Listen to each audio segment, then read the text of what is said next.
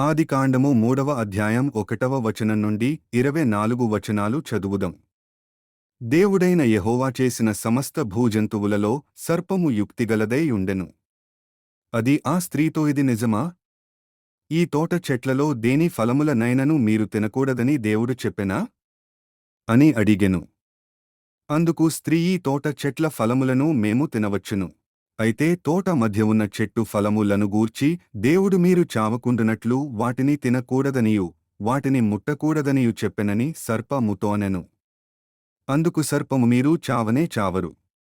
ఏలైనగా మీరు వాటిని తిను దినమున మీ కన్నులు తెరవబడుననియు మీరు మంచి చెడ్డలను ఎరిగినవారై దేవతలవలె ఉందురనియు దేవునికి తెలియునని స్త్రీతో చెప్పగా, స్త్రీ ఆ వృక్షము ఆహారమునకు మంచిదియు కన్నులకు అందమైనదియు వివేకమిచ్చు రమ్యమై నదియునై యుండుట చూచినప్పుడు ఆమె దాని ఫలములలో కొన్ని తీసుకొని తిని తనతోపాటు తన భర్తకును ఇచ్చెనతడు కూడా తినెను.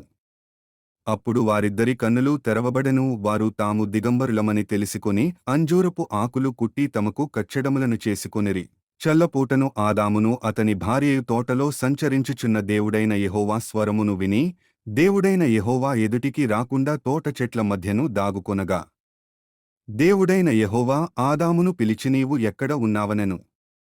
అందుకతడు, నేను తోటలో నీ స్వరము వినినప్పుడు దిగంబరినిగా నుంటిని గనుక భయపడి దాగుకొంటిననెను. అందుకాయన, నీవు దిగంబరివని నీకు తెలిపినవాడెవడు? నీవు తినకూడదని నేను నీకాజ్ఞాపించిన వృక్షఫలములు తింటివా అని అడిగెను.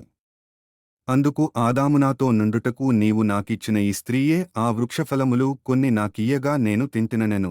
అప్పుడు దేవుడైన యెహోవా స్త్రీతో, నీవు చేసినది ఏమిటని అడుగగా, స్త్రీ, సర్పము నన్ను మోసపుచ్చి నందున తింటిననెను. అందుకు దేవుడైన యెహోవా సర్పముతో, నీవు దీని చేసినందున పశువులన్నిటిలోనూ భూజంతువులన్నిటిలోనూ నీవు శపించబడిన దానివై నీ కడుపుతో ప్రాకుచు నీవు బ్రతుకు దినములన్నీ మన్ను తిందువు. మరియు నీకును స్త్రీకిని నీ సంతానమునకును ఆమె సంతానమునకును వైరము కలుగజేసెదను. అది నిన్ను తలమీద కొట్టును, నీవు దానిని మడిమె మీద కొట్టుదువని చెప్పెను. ఆయన స్త్రీతో, నీ ప్రయాసమును నీ గర్భవేదనను నేను మిక్కిలి హెచ్చించెదను. వేదనతో పిల్లలను కందువు. నీ భర్త ఎడల నీకు వాంఛ కలుగును, అతడు నిన్ను ఏలునని చెప్పెను.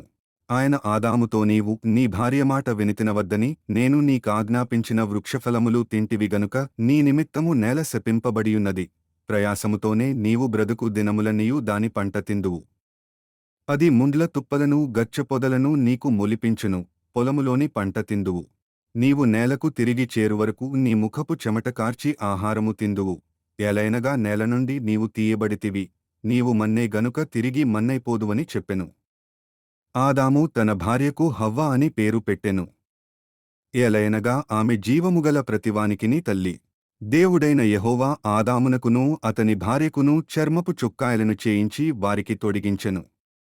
అప్పుడు దేవుడైన యెహోవా, ఇదిగో, మంచి చెడ్డలను ఎరుగునట్లు ఆదాము మనలో ఒకనివంటివాడాయెను. కాబట్టి అతడు ఒకవేళ తన చెయ్యి చాచి జీవవృక్షఫలమును కూడా తీసుకుని తిని నిరంతరము జీవించునేమో అని. దేవుడైన యెహోవా అతడు ఏ నేల నుండి తీయబడెనో దాని సేద్యపరచుటకు ఏదెను తోటలో నుండి అతని పంపివేశెను. అప్పుడాయన ఆదామును వెళ్లగొట్టి ఏదెను తోటకు తూర్పు దిక్కున కెరూబులను, జీవవృక్షమునకు పోవు మార్గమును కాచుటకు ఇటు అటు తిరుగుచున్న ఖడ్గజ్వాలను నిలువబెట్టెను.